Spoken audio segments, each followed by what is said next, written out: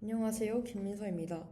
지난 세 편의 영상에서 시스템 1과 시스템 2, 편향과 어림짐작, 그리고 과신과 손실 회피까지 이야기를 해보았습니다. 오늘은 이 책의 마지막 부분인 두 자아에 대한 이야기, 그리고 카나먼이 행복에 대해 어떤 결론을 내리는지, 그리고 책 전체에 대한 제 감상으로 마무리를 하도록 하겠습니다. 먼저 두 자아에 대해서 이야기를 해보도록 하겠습니다. 카너먼은 오브에서 시스템 1과 시스템 2라는 구분을 또 다른 방식으로 다시 가져옵니다. 이번에는 경험하는 자아와 기억하는 자아라는 이름으로 가져오는데요. 이 두 가지가 충돌한다는 게 오브의 핵심입니다. 경험하는 자아는 지금 이 순간 실제로 느끼는 것입니다. 지금 배가 고픈지, 지금 즐거운지, 지금 아픈지, 현재의 감각과 감정입니다. 기억하는 자아는 그 경험들을 돌아보고 평가하는 것입니다. 나중에 그 경험이 어땠는지를 판단하는 것이죠. 이 두 자아가 항상 일치하지 않는다는 게 문제입니다. 카너먼이 대장 내시경 실험을 소개를 하는데요. 환자들이 검사 중에 얼마나 고통스러운지를 실시간으로 기록을 하고 검사가 끝난 후에 전체 경험을 돌아보며 얼마나 힘들었는지 평가하게 했습니다. 그런데 결과가 이상했습니다. 검사 시간이 길어서 총 고통의 합계가 더 컸던 사람이 최고 고통의 강도가 낮고 끝날 때 덜 아팠다면 전체 경험을 더 좋게 기억을 했습니다. 반대로 검사가 짧게 끝났어도 마지막에 고통이 강했던 사람은 더 힘든 경험으로 기억을 했습니다. 이게 정점과 종점 원칙인데요. 기억하는 자아는 경험의 총합이 아니라 가장 강렬했던 순간과 마지막 순간을 기준으로 전체를 평가합니다. 그리고 경험이 얼마나 오래 지속됐는지는 별로 반영하지 않습니다. 이를 지속시간 무시라고 하는데요. 이게 일상에서도 나타납니다. 긴 여행에서 마지막 날이 최악이었다면 전체 여행이 별로였다고 기억하게 됩니다. 좋은 음악 공연에서 끝이 갑자기 엉망이었다면 전체 공연이 별로였다고 느끼게 됩니다. 반대로 평범한 식사라도 마지막에 맛있는 디저트가 나오면 전체 식사가 좋았다고 기억하게 됩니다. 경험하는 자아는 분명히 긴 시간 동안 여러 감정을 겪었는데 기억하는 자아는 그걸 특정 순간들로 압축해서 저장합니다. 그래서 경험하는 자아와 기억하는 자아는 이해관계가 충돌합니다.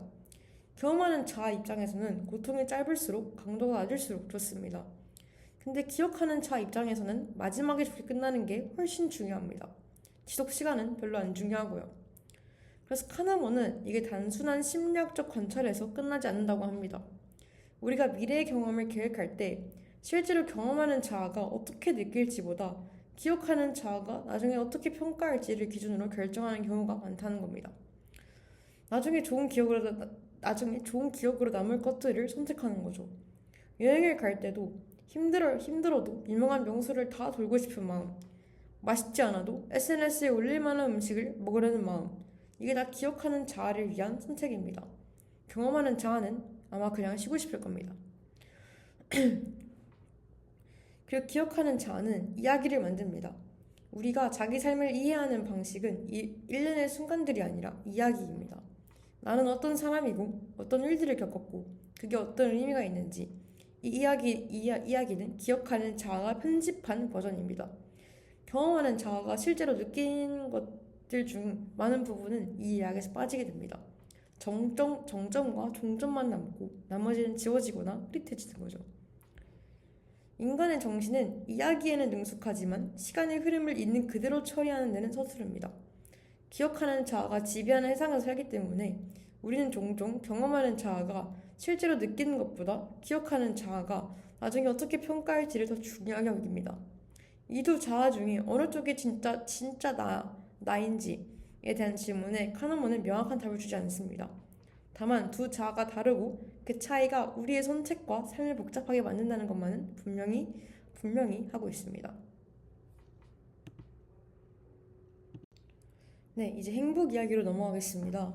카나먼은 행복에 대해서도 경험하는 자아와 기억하는 자아를 구분해서 봐야 한다고 합니다.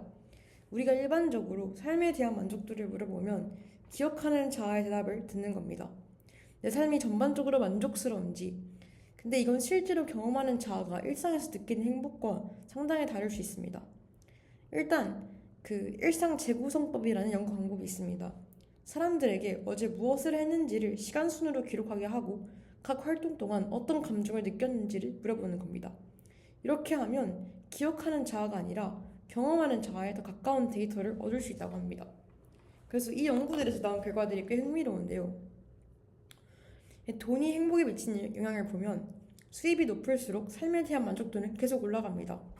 기억하는 자아 입장에서는 성공한 삶이라고 평가하니까요. 근데 일상에서 실제로 느끼는 감정, 즉 경험하는 자아의 행복은 일정 수준 이상이 되면 수입이 늘어도 별로 늘지 않습니다. 이미 기본적인 것들이 충족되고 나면 돈이 더 생긴다고 해서 매일 더 즐겁게 사는 건 아니라는 겁니다. 성공했다는 느낌은 들지 몰라도 경험하는 자아가 매 순간 더 행복한 건 아니라는 거죠. 무엇이 경험하는 자아의 행복에 가장 강한 영향을 미치나 카너먼의 연구에서 나온 답은 사람들과 함께하는 시간입니다. 특히 좋아하는 사람들과 함께할 때 경험하는 자아가 가장 좋은 상태입니다. 반대로 혼자 있거나 출퇴근 같은 그런 수동적인 활동을 할 때 경험하는 자아 상태가 가장 나쁘다고 합니다.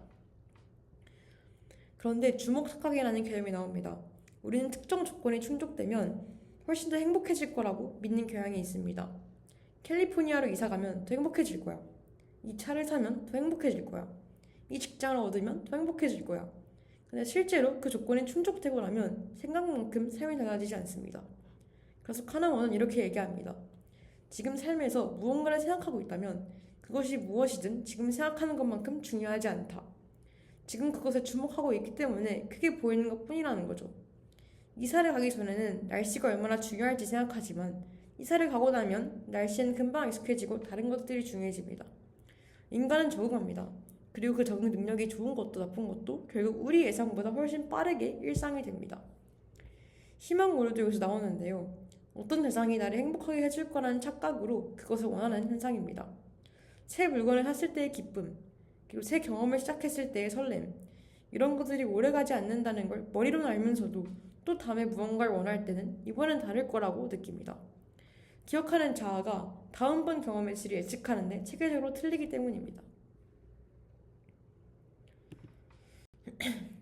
그렇다면 카너먼이 이 모든 걸 통해서 말하고 싶은 게 뭐냐? 행복해지는 방법을 알려주는 자기계발서 같은 그런 진부한 결론은 아닙니다. 오히려 반대에 가까운데요. 행복이 생각보다 훨씬 복잡하다는 것, 그리고 경험하는 자아의 행복과 기억하는 자아의 행복이 다르다는 것, 그리고 우리가 흔히 추구하는 것들이 반드시 경험하는 자아를 더 행복하게 만들진 않는다는 것, 이 사실들을 직시하는 게 출발점이라는 거죠. 네, 그럼 여기서부터는 제 이야기를 좀 해보도록 하겠습니다. 이 책을 처음 접했을 때 솔직히 좀 당황했습니다. 왜냐면 전 이과생이고 물리학과 수학을 그래도 좋아하는 편이고 뭔가 논리적이고 체계적으로 생각하는 편이라고 스스로 믿어왔거든요. 근데 이 책이 계속해서 하는 말이 뭐냐면 그렇게 생각하는 사람도 똑같이 편향에 빠진다는 겁니다. 때로는 더 심하게 빠질 수도 있다고 하죠. 자기가 논리적이라는 확신이 시스템 이해 감시를 오히려 줄이는 경우도 있으니까요. 방망이와 공 문제 이야기했을 때 저도 처음에 아무 생각 없이 10센트라고 생각을 했습니다. 솔직히 말씀드리면요, 그 순간이 꽤 인상적이었는데요. 내가 이런 간단한 문제에서도 시스템 1에 끌려가는구나 하고 생각이 들었습니다. 그래서 손실 회피 이야기를 읽으면서도 제 선택들을 돌아보게 되었는데요. 내가 어떤 것을 하지 않기로 결정했을 때 그게 정말 합리적인 판단이었을지, 아니면 그냥 변화가 손실처럼 느껴져서 피한 건지, 내가 어떤 것을 포기하지 못하고 붙들고 있을 때 그게 정말 가치가 있어서인지, 아니면 내 것이란 이유만으로 과도한 가치를 매기고 있는 건지. 이러한 질문들이 불편하지만 좀 유용했습니다. 카너먼에 대한 비판도 있는데요. 이 책에서 인용된 실험들 중 일부는 재현이 잘 되지 않는다는 지적이 있습니다.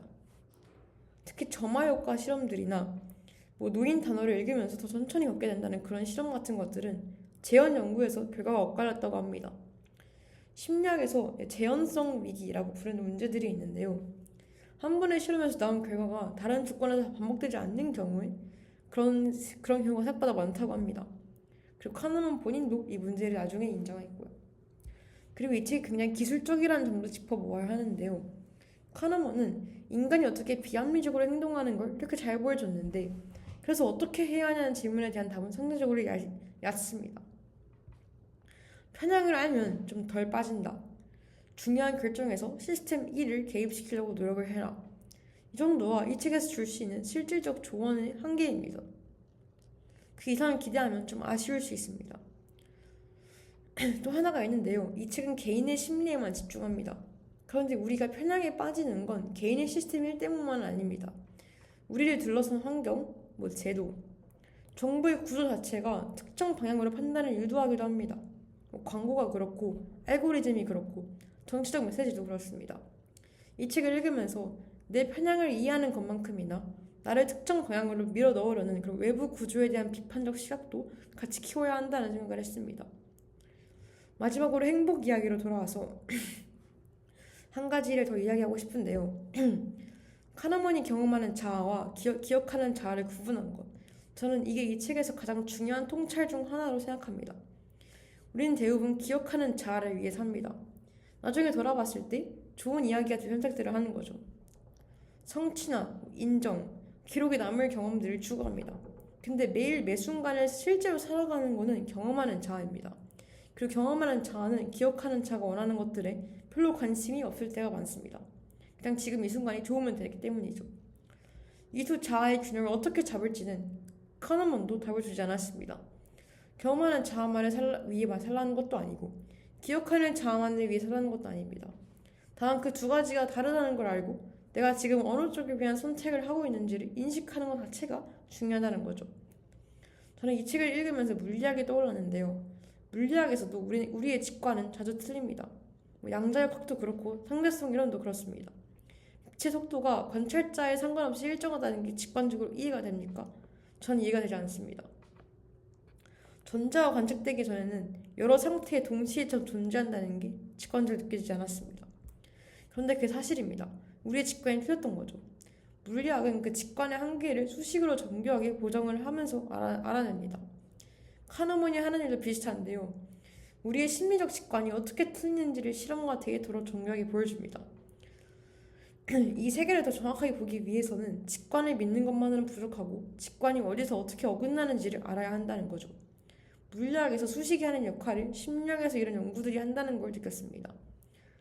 마지막으로 이 책 전체를 관통하는 한 문장을 고른다면 카너먼이 서문에서 한 말입니다. 이 책의 목적은 독자들이 일상의 대화에서 다른 사람의 판단에 대해서 또 자기 자신의 판단에 대해서 좀 더 풍부하고 정확하게 이야기할 수 있는 어휘를 하게 되는 것이다. 거창하게 인간을 바꾸겠다는 게 아닙니다. 그냥 조금 더 정확하게 이야기할 수 있게 되는 것. 그리고 이 책에 줄 수 있는 것이고 동시에 그게 생각보다 훨씬 가치 있는 일이라고도 생각을 합니다. 내가 지금 왜 이런 판단을 하고 있는지, 내가 지금 어떤 편향에 끌려가고 있는지를 조금이라도 더 잘 알게 된다면 그건 분명히 의미 있는 일입니다. 완전히 합리적인 인간이 되는 건 불가능하고 어쩌면 바람직하지 않을 수도 있습니다. 하지만 내 사고가 어떻게 작동하는지를 이해하는 것, 그게 이 책의 가장 큰 선물인 것 같습니다. 이상으로 내 편의 영상을 봐주셔서 감사합니다.